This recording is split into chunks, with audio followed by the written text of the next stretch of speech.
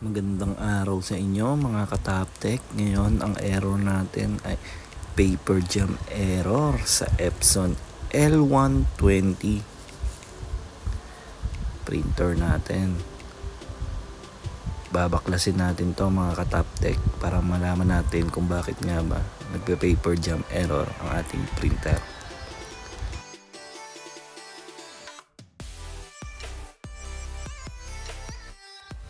Siyempre, first step natin, tatanggalin natin ang cover. Before natin matanggal ang cover, tanggalin natin ang tornilyo magkabilaan sa ibabaw ng ating printer.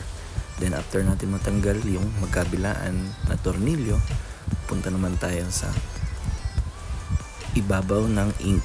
Kabilaan din yan mga kataptek. Tanggalin nyo yan parehas.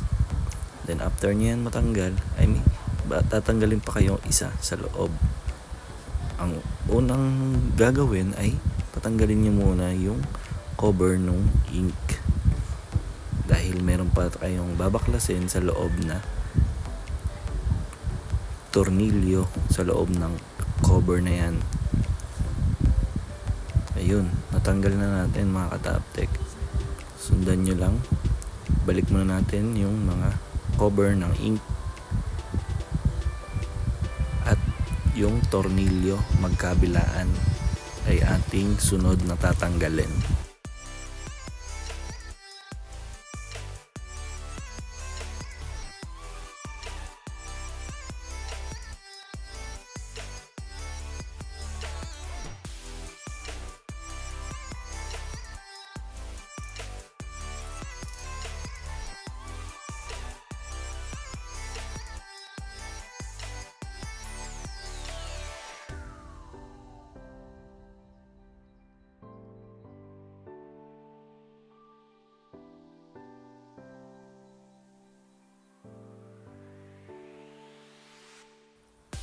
Yun, after nga natin matanggal yung mga tornilyo ay babaklasin na natin ang cover ng ating printer. Kung mapapansin nyo mga kataptik ay merong mga papel na naiwan sa loob. Gagamit tayo ng puller na meron kayo kahit anong puller pwede.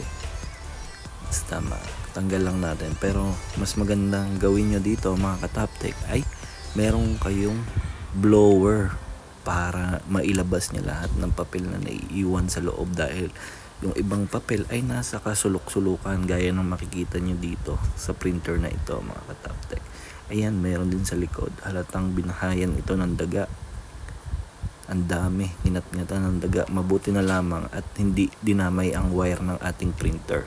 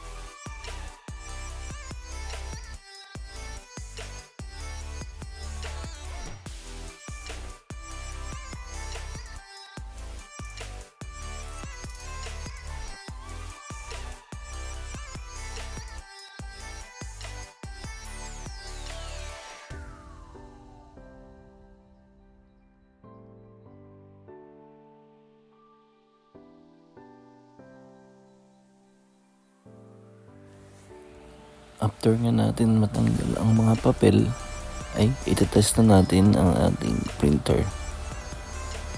On lang natin, then check natin kung nag-error pa rin ba ang ating printer.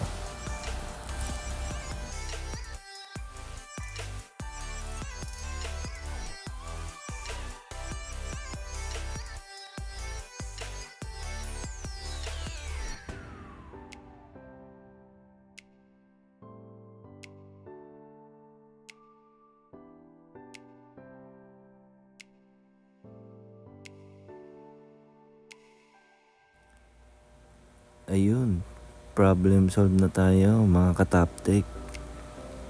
Next na gagawin naman natin ay magte-test print tayo para before natin ibalik yung cover ng ating printer ay properly working na ang ating printer. Test print muna tayo mga kataptik. Check natin if okay nga ba ang print ng ating printer. Kung mapapansin nyo, ay merong mga linya na white guhit. Kailangan natin tong i-adjust, print head adjustment.